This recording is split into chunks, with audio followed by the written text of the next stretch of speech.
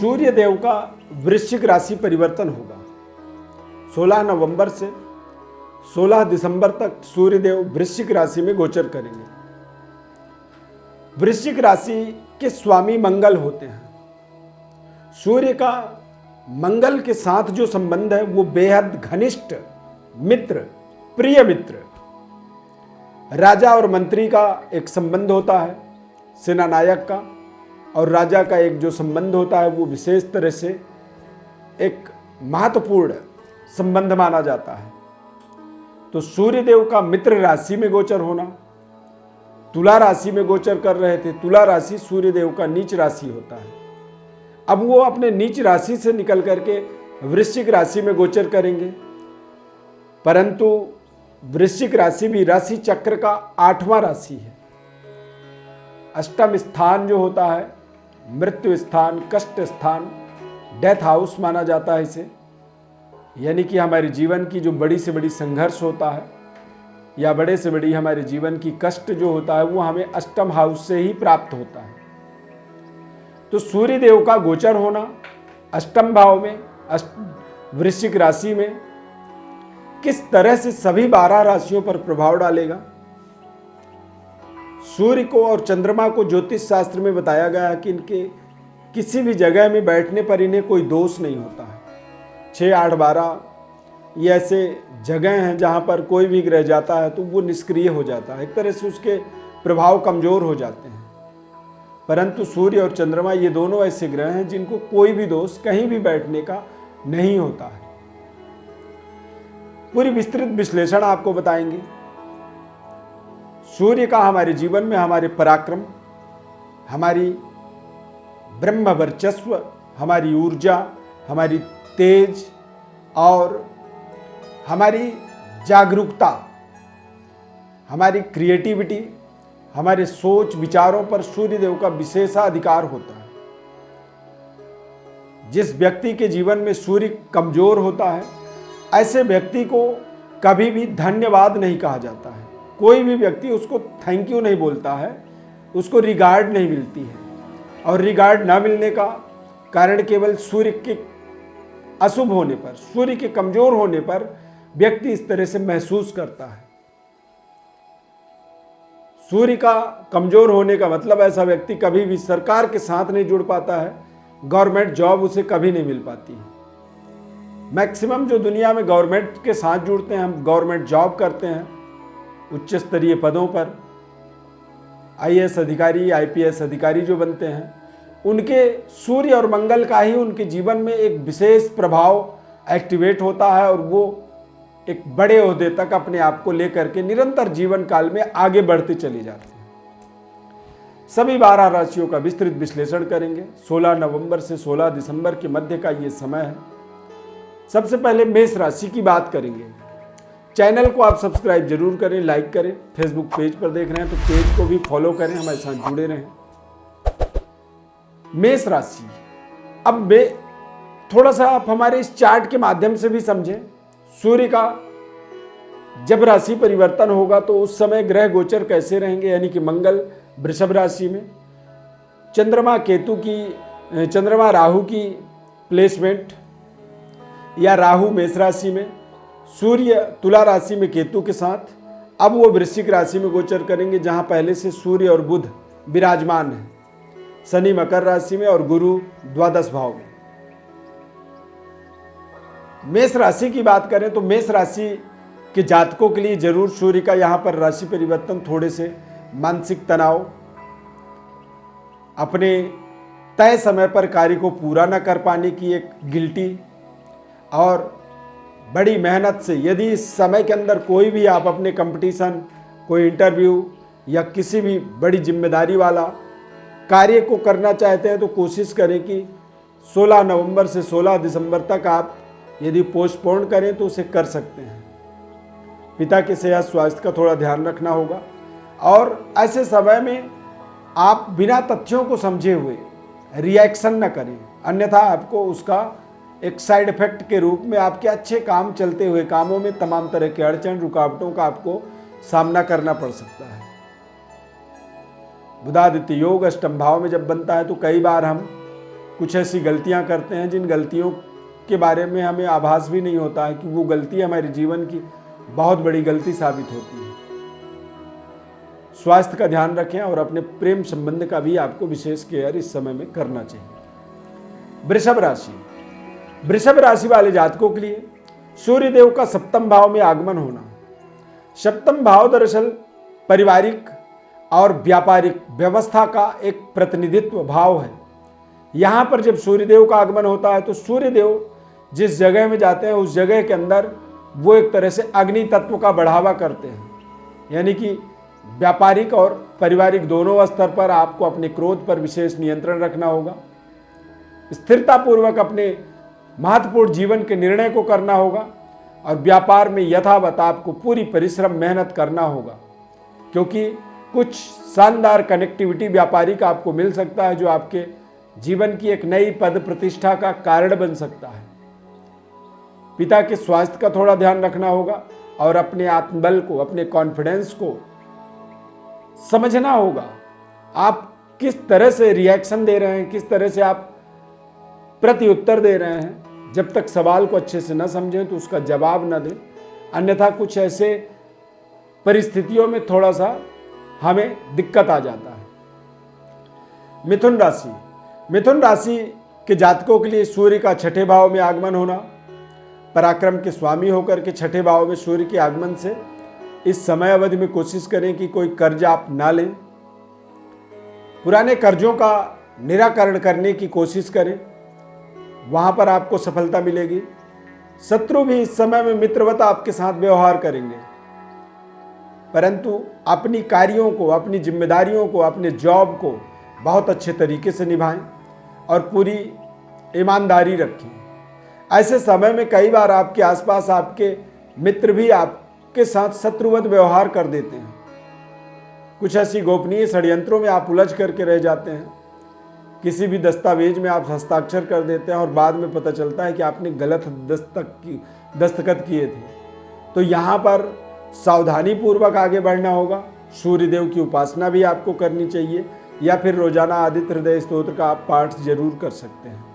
ना कर पाएँ तो गायत्री मंत्र का, यदि आप सात्विक हैं, शाकाहारी हैं, तो गायत्री मंत्र का जप भी आपको जरूर करनी चाहिए। कर्क राशि, कर्क राशि वाले जातकों के लिए सूर्य का पंचम भाव में गोचर होना।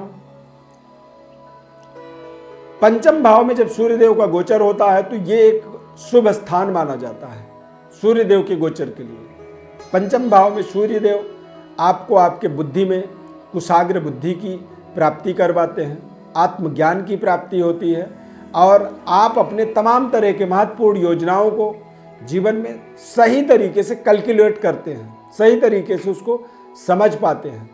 प्रेम संबंध में एक बड़ी सफलता, सूर्य बल आपका ताकतवर हो रहा है और ऐसे समय में आप आत्मबली रहेंगे, कॉन्फिडेंट रहेंगे और जो भी निर्णय करेंगे वो निर्णय आपके जीवन का पत्थर का लकीर बनने वाला साबित होगा। प्रेम संबंध में आपको बेहद शानदार सहयोग मिलेगा। उच्च स्तरीय वर्ग आपको पूरी इस समय में हेल्प करने वाला है। पिता और पिता तुल्य लोगों का आशीर्वाद भी आपको जरूर प्राप्त होगा। सिंह राशि, सिंह राशि वाले जातकों के लिए सूर्यदेव का चतुर्थ भाव में आगमन होना। भूमि, भवन, वाहन और नई फर्राटेदार गाड़ी की प्राप्ति भी इस समय में आपको हो सकती है। सूर्य का केंद्र में गोचर होना, केंद्र में जब सूर्य बलवान होते हैं तो ऐसे समय में हमारे तमाम बड़े बड़े महत्वाकांक्षी प्रोजेक्ट हमारे जीवन में शानदार सफलता की ओर लेकर के हमें आगे बढ़ाते हैं। भूमि भवन रेनोवेशन से संबंधित या नए भवन निर्माण कार्य का भी शुभारंभ होता हुआ यहाँ पर देख सकते हैं। सरकार के द्वारा आपको पर्याप्त धन लाभ का योग बनेगा इस समय अवधि में। कन्या राशि, कन्या राशि वाले जातकों के लिए सूर्यदेव का पराक्रम में गोचर होना, भाग्य में सूर्य की दृष्टि पड़ना, यानी पिता और पिता तुल्य लोगों का आपको शानदार आशीर्वाद प्राप्त होगा। भाई बहनों के लिए कुछ बड़ा प्रोजेक्ट आप मैटेरियलाइज कर सकते हैं, या फिर भाई बहनों के द्वारा आपको कोई जीवन की महत्वपूर्ण सामग्री की प्राप्ति, बड़ा उपहार मिलना, बड़े पद प्रतिष्ठा मान सम्मान की प्राप्ति होना।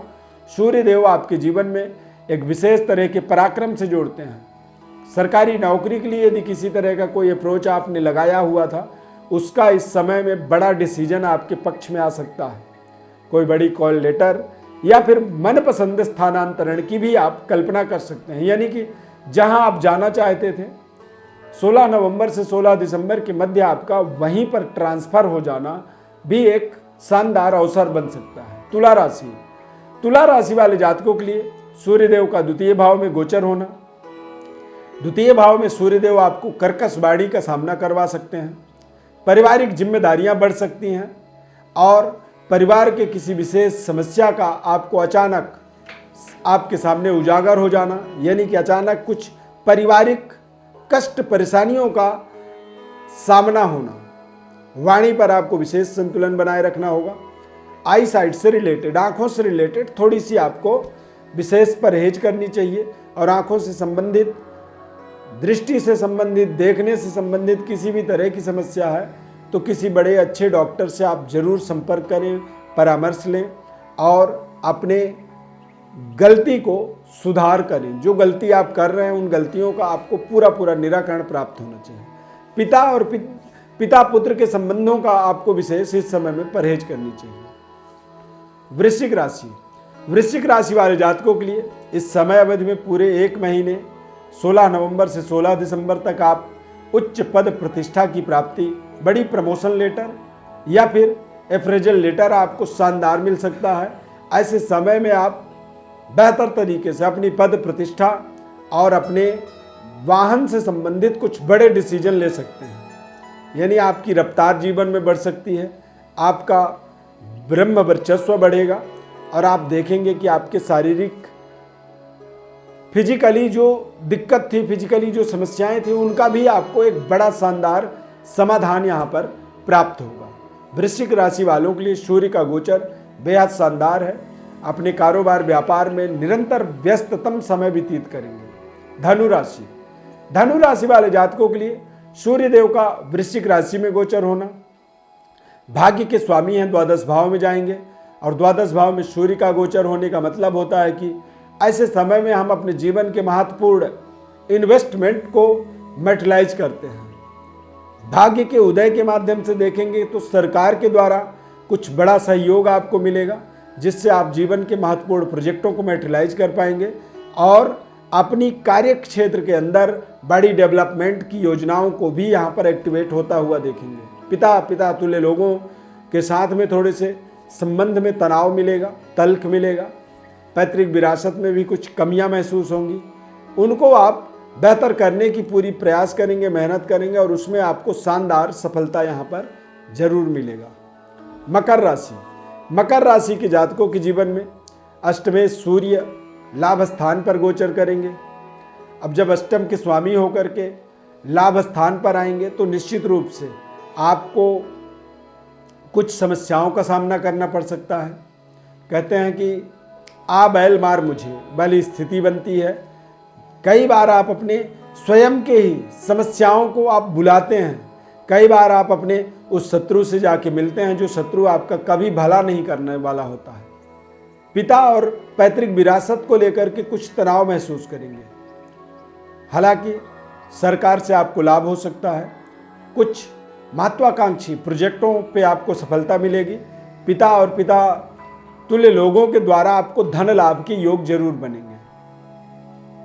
कुंभ राशि वाले जातकों के लिए सप्तम सूर्य का दसम भाव में गोचर होना, कुंभ राशि वालों के लिए सूर्यदेव का एक बेहद शानदार प्रभावशाली दिग्बली सूर्य का प्रभाव आपको कारोबार व्यापार में शानदार डेवलपमेंट, करियर कार्य क्षेत्र में, नौकरी में बेहतर प्रोजेक्टों को मैटेरियलाइज करने में, बेहतर जिम्मेदारियों को निभाने से आपके उच्च स्तरीय वर्ग के साथ रिलेशनशिप बेहद शानदार स्तर तक पहुंचेगा।